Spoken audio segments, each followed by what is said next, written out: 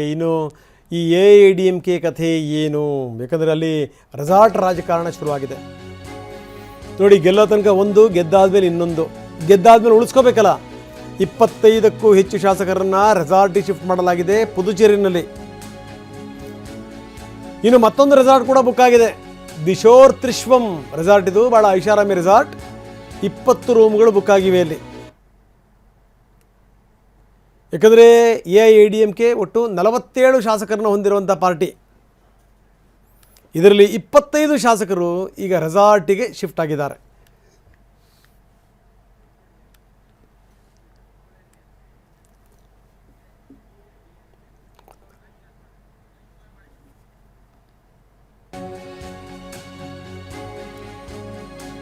ಇನ್ನು ವಿಜಯ್ಗೆ ತಮಿಳುನಾಡು ಗವರ್ನರ್ ಆಶ್ವಾಸನೆ ಕೊಟ್ಟಿದ್ದಾರಂತೆ. ಬೇರೆ ಪಕ್ಷಗಳನ್ನು ಆಹ್ವಾನಿಸಲ್ಲ ಅನ್ನುವಂಥ ಆಶ್ವಾಸನೆ. ಒಳ್ಳೆ ಬೆಳವಣಿಗೆ. ಇನ್ನು ಈ ಪಳನಿಸ್ವಾಮಿ ಭೇಟಿಗೂ ಕೂಡ ಅವಕಾಶ ಕೊಟ್ಟಿಲ್ಲ ರಾಜ್ಯಪಾಲರು.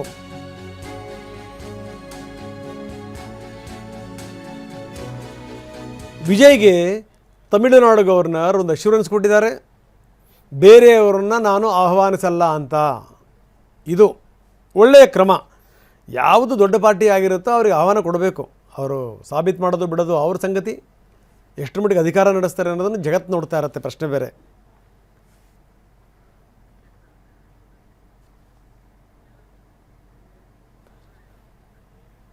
ಬನ್ನಿ, AIADMK ನಾಯಕ ಪುಗಳೇಂದಿ ನಮ್ಮ ಜೊತೆಗೆ ಈಗ ಸಂಪರ್ಕದಲ್ಲಿದ್ದಾರೆ. ಪುಗಳೇಂದಿ ಅವರೇ, ಏನು ನಡೀತಾ ಇದೆ ನಿಮ್ಮ ಪಾರ್ಟಿನಲ್ಲಿ? Good morning sir. Good morning. ಎಲ್ಲೋ ಒಂದು ಕಡೆಗೆ ಏನು ಅಂದರೆ, ಅಲ್ಲ ಒಂದು ಪಾರ್ಟಿ ಅಲ್ಲ ಸರ್, ಒಂದು ಪಾರ್ಟಿ ಹರಿದು ಹಂಚೋಗಿದೆ. ನಿಮ್ಮಲ್ಲಿದ್ದಂಥ ಪನ್ನೀರ್ ಸೆಲ್ವಂ DMKಗೆ ಹೋದರು. ಇಷ್ಟೆಲ್ಲ ಆದಮೇಲೂ ಕೂಡ DMK ಬರ್ಕತ್ತಾಗಲಿಲ್ಲ. ಇನ್ನು ನಿಮ್ಮ ಪಾರ್ಟಿ ಕೂಡ ಆರಂಭದಲ್ಲಿದ್ದಂಥ ಮುನ್ನಡೆಗಳಿದೆಯಲ್ಲ, ಅದೆಲ್ಲ ಹಿನ್ನಡೆಯಾಗಿ 47ಕ್ಕೆ ಬಂದು ನಿಂತಿದ್ದೀರಿ. ಇದೆಲ್ಲದರ ಜೊತೆ ಈಗ ಪಾರ್ಟಿ ಸ್ಪ್ಲಿಟ್ ಆಗುವಷ್ಟರ ಮಟ್ಟಿಗೆ ಹೋಗ್ತಾ ಇದೆಯಲ್ಲ ಸರ್? ಪಾರ್ಟಿ ಆಲ್ರೆಡಿ ಸ್ಪ್ಲಿಟ್ ಆಗಿದೆ.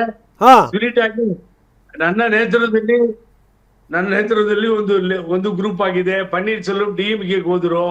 ಸುಮಾರು ಜನ DMKಗೆ ಸೇರ್ಪಡೆ ಆಗ್ಬಿಟ್ರು ಸರ್. ಇವಾಗ ಏನಾಗಿದೆ ಅಂತ ಕೇಳಿದ್ರೆ, ನೀವು ಹೇಳಿದ್ರು ಕರೆಕ್ಟ್. 47 47 ಬಂದಿದೆ AIADMKಗೆ ಸೀಟ್ಸ್ಗಳು. ಅದರಲ್ಲಿ ಮತ್ತೆ ಬಿಜೆಪಿ ಒಂದೇ ಒಂದು ಬಂದಿರೋದು ತಮಿಳುನಾಡಲ್ಲಿ. ಒಂದು ಸೀಟ್ ಮೇಲೆ ಹೆಚ್ಚು ಬಂದಿಲ್ಲ. 27 ಸೀಟ್ಸ್, 25 ಸೀಟ್ ಕೊಟ್ರು ಅವರು ಅಲಯನ್ಸ್. ಕೊಟ್ರು ಅಂತ ಹೇಳ್ಬಾರ್ದು, ಕಿತ್ಕೊಂಡ್ರು ಬಿಜೆಪಿನವರು. ಆಗಿಲ್ಲ ಅವ್ರ ಕೈಯಲ್ಲಿ. ಒಂದೇ ಒಂದು ಸೀಟ್ ಮಾತ್ರ ಇಲ್ಲಿ ಗೆದ್ದಿದ್ದಾರೆ ಅವರು ಅಷ್ಟೇ. ಅಲ್ಲಿ ತಮಿಳುನಾಡಲ್ಲಿ ಆಗಲ್ಲ. ಬಟ್ ಇಲ್ಲಿ ರಾಜ್ಯಪಾಲರು ಮಾಡ್ತಾ ಇರೋದು ಸರಿ ಇಲ್ಲ ಸರ್. ಅವರು ನೋಡಿ, ಇವಾಗ ನೀವ್ ಹೇಳಿದ್ರಿ ಮಿಸ್ಟರ್ ವಿಜಯ್, ಆ ಟಿವಿಗೆ ನಾಯಕರು ವಿಜಯ್ ನೋಡಿದ್ರೆ ಸುಮಾರು 100, ಅದು 113 + 5 112 or 5 117 ಅಂತ ಇಟ್ಕೊಳ್ಳಿ. ಸೀಟ್ ಬೇಕು. ಒಂದು 4-5 ಸೀಟ್ ಶಾರ್ಟೇಜ್ ಇದೆ. ಹೋಲಿ, ನೀವು ಯಾರು ಪರವಾಗಿದ್ದೀರಿ ಸರ್? ಯಾರು? ನೀವು? ನಾನ್ ನ್ಯಾಯವಾಗಿ ಮಾತಾಡ್ತಾ ಇದ್ದೀನಿ. ಅಲ್ಲ, ನ್ಯಾಯವಾಗಿ ಮಾತಾಡ್ತಾ ಇದ್ದೀರಿ. ನಿಮ್ಮ ಕಡೆಯವರು ನನಗೆ ವಿಜಯ್ಗೆ ನ್ಯಾಯ ಸಿಗ್ಬೇಕು ಅಂತ ನಂದು ಇವಾಗ ಒಪಿನಿಯನ್. I support Vijay. ಈಗ 34% ವೋಟ್ ಹಾಕಿದ್ದಾರೆ ಜನ. ಈಗ ನಿಮ್ಮ ಪಾರ್ಟಿ ಯಾವುದು? ಈಗ ನಿಮ್ಮ ಪುಗಳೇಂದಿಯವರೇ, ಈಗ ನಿಮ್ಮ ಪಾರ್ಟಿ ಯಾವ್ದು? ಈಗ ನಿಮ್ದು PADMK ನಿಮ್ದು? ಹೌದು. ಏನು PADMK ಅಂತಂದ್ರೆ ಯಾರ ಜೊತೆಗೆ ಹೊಂದಾಣಿಕೆ ಮಾಡ್ಕೊಂಡಿದ್ದೀರಿ? 8 ಜನ ಶಾಸಕರಿದ್ದಾರೆ. ಇಲ್ಲ ರೀ, ಇವಾಗ ಜಸ್ಟ್ ಲಾಸ್ಟ್ ಮಂತ್ ಪ್ರಾರಂಭವಾಗಿರೋದು. ಅದು ಓಕೆ, ಜಸ್ಟ್ ಲಾಂಚ್ ಆಗಿರೋದು ಲಾಸ್ಟ್ ಮಂತ್. ದೊಡ್ಡ ಲೆವೆಲ್ ಅಲ್ಲಿ ಲಾಂಚ್ ಆಗಿ ನಾನು DMK ಸಪೋರ್ಟ್ ಮಾಡಿದೆ, ಕಂಟೆಸ್ಟ್ ಮಾಡಿಲ್ಲ. ಕಂಬಳ ನೀಡಿರೋದು ಅಷ್ಟೇ. ನಾವು ಸಪೋರ್ಟ್ ಮಾಡಕ್ ಹೋಗಿಲ್ಲ. ಓಕೆ, ಇಲ್ಲಿ ನಡೀತಾ ಇರೋದು ಯಾಕೆ ಕರಿಬಾರದು ಗವರ್ನರು? ಅಲ್ಲ, ಈಗ ಹೇಳಿರಲ್ಲ ಸರ್, ಈಗ ಹೇಳಿರಲ್ಲ ಬೇರೆ ಯಾವ ಪಾರ್ಟಿನೂ ಕರೆಯಲ್ಲ. ಈಗ ತಾನೇ ನಾವೇ ಹೇಳಿದ ನ್ಯೂಸನ್ನು ನೋಡಿರ್ಬೇಕು. ಬೇರೆ ಯಾವ ಪಾರ್ಟಿ ನಾಯಕರನ್ನು ಕರೆಯಲ್ಲ. ನೀವು ನಿಮ್ಮ ಇದನ್ನು ಸಾಬೀತು ಮಾಡಿ, ಬೇರೆ ಯಾರಿಗೂ ಕೂಡ ನಾವು ಅವಕಾಶ ಕೊಡಲ್ಲ ಅಂತ ಗವರ್ನರ್ ಆಶ್ವಾಸನೆ ಕೊಟ್ಟಿದ್ದಾರೆ, ಅಶ್ಯೂರೆನ್ಸ್ ಕೊಟ್ಟಿದ್ದಾರೆ. ಈಗೇನು ಸಮಸ್ಯೆ ಇಲ್ಲ ಈಗ ಸದ್ಯಕ್ಕೆ. ಇವಾಗ ಒಂದೇ ಒಂದು ವಿಷಯ, ನಿಮ್ ಕರ್ನಾಟಕದಲ್ಲಿ ನೋಡಿರ್ಬೋದು, ಸುಪ್ರೀಂ ಕೋರ್ಟ್ ಅಲ್ಲಿ up to early morning arguments ಆಯ್ತು ಒಂದು ಕೇಸಲ್ಲಿ. ಬೊಮ್ಮಾಯಿ ಕೇಸಲ್ಲಿ ಆಯ್ತು. ಆಮೇಲೆ ಅಟಲ್ ಬಿಹಾರಿ ವಾಜಪೇಯಿ ಕಮ್ಮಿ ಇತ್ತು, ಫುಲ್ ಕೋರಮ್ ಇಲ್ಲ.